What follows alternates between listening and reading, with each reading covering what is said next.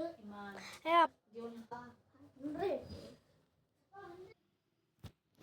साल 2035 विज्ञान ने इतनी ज्यादा तरक्की कर ली है कि वो टीरेक्स जो हजारों साल पहले एक्सटिंक्ट हो चुका था, उसे वैज्ञानिकों ने अपनी बायोलॉजी के जरिए, टीरेक्स ही नहीं, ऑलमोस्ट वो हर प्री हिस्टोरिक एनिमल जो एक टाइम पर केवल आपको एनिमेशन और वीएफएक्स की मदद से दिखाया जाता था, उन्हें लैब्स में फिर से क्रिएट किया गया है, उन्हें फिर से जिंदा कर दिया गया है। अब आप इनको बस अपनी स्क्रीन पर नहीं बल्कि रियल लाइफ में एक स्पेसिफिक जू में जाकर देख सकते हो, जो कि अलग से इन्हीं प्री हिस्टोरिक एनिमल्स के लिए बनाया गया है। सुनने में आपको ये किसी साई-फाई मूवी की स्टोरी लग रही होगी, लेकिन 2035 तक ये चीज रियलिटी में बदल चुकी होगी, ठीक वैसे ही जैसे कि लैब में बना दिए गए हैं ये डायर वुल्व्स, जिनकी प्रजाति इस दुनिया से साफ हो चुकी थी, ये एक्सटिंक्ट हो चुके थे। लेकिन हजारों साल पुराने डीएनए के कुछ सैंपल्स का इस्तेमाल करके साइंटिस्ट ने इन डायर वुल्व्स को फिर से जिंदा कर दिया है। तो जब इन्हें फिर से जिंदा करना पॉसिबल है, तो फिर वो हर प्री हिस्टोरिक एनिमल जिंदा किया जा सकता है, जैसे आपने सिर्फ मूवीज में देखा होगा।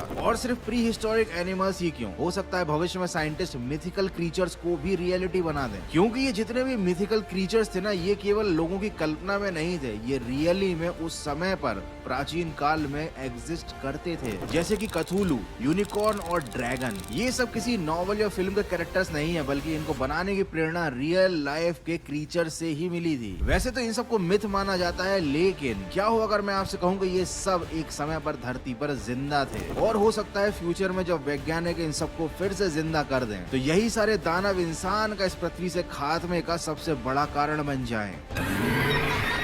This has got to be Bengaluru's newest obsession.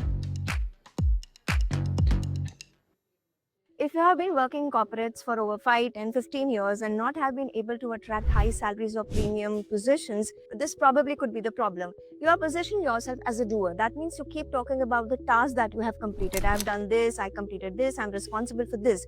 This is the biggest problem. You need to reposition yourself as a high impact leader, which means talk about the decision making, talk about ownership, and talk about business outcomes.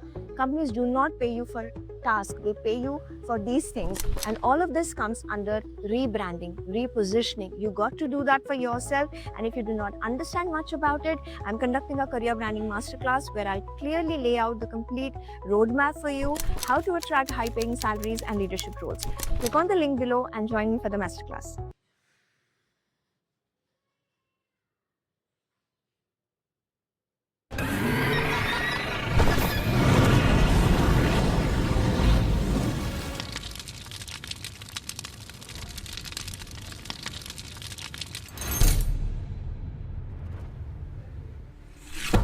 कथुलू को कहा जाता है एक cosmic being, एक ऐसा दानव जो कि इंसान की समझ से परे है। इसका शरीर ऑक्टोपस और इंसान के शरीर का मिक्सचर है, और इसके चेहरे पर है खतरनाक टेंटिकल्स। जब ये समुद्र के अंदर दिखाई देता था, तो जहाज में यात्रा करने वाले लोगों का खून सूख जाया करता था। और इसके बारे में कहा जाता है कि कथुलू अभी भी प्रशांत महासागर के नीचे एक डूबी हुई रहस्यमयी नगरी के अंदर सो रहा है, और जिस दिन ये शैतान जाग गया, ये इंसानी सभ्यता का अंत कर डालेगा। अब तुम सोच रहे होगे कि गौरव भाई ये सारी चीजें तो इमेजिनरी है, ये सब तो कहानियां हैं। हाँ, तुमने बिल्कुल सही पकड़ा, ये जो मैंने तुमको बताया ये तो एक कहानी ही थी। कथुलू को एचपी लवक्राफ्ट नाम के लेखक ने 1928 में अपनी एक हॉरर स्टोरी में इंट्रोड्यूस किया था। लेकिन भले ही कथुलू मिथिकल क्रीचर हो, एक लेखक की कल्पना हो, लेकिन इसी के जैसा एक विशाल खतरनाक प्राणी इस धरती पर एक समय पर मौजूद हुआ करता था, और ये कथुलू से किसी भी मामले में कम खतरनाक नहीं था, और इसका नाम था टूसोटियोथिस। और ये कोई कहानी नहीं है, ये एक रियल एनिमल था जो कि प्री हिस्टोरिक टाइम में एग्जिस्ट किया करता था। ये विशाल स्क्विड जैसा समुद्री राक्षस आज से 8 करोड़ साल पहले हमारी धरती के समंदर में रहा करता था। ये करीब 30 फीट लंबा हुआ करता था, मतलब 3 इमारतों के बराबर, और इसकी लंबी और डरावनी टेंटिकल से अपने शिकार को जकड़ लेता था, और इसकी पकड़ इतनी मजबूत होती थी कि ये एक बार में पूरे के पूरे शिप को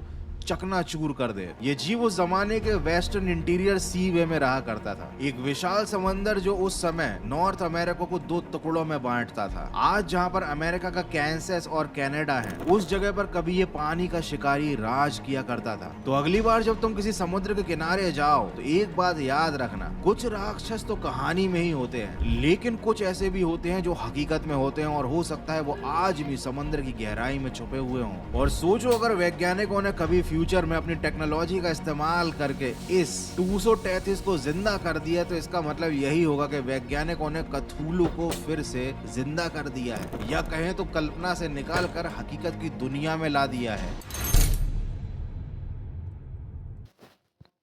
सबसे पहले ये वीडियो देखो, उसके बाद आपको इसकी बैक स्टोरी बताता हूँ।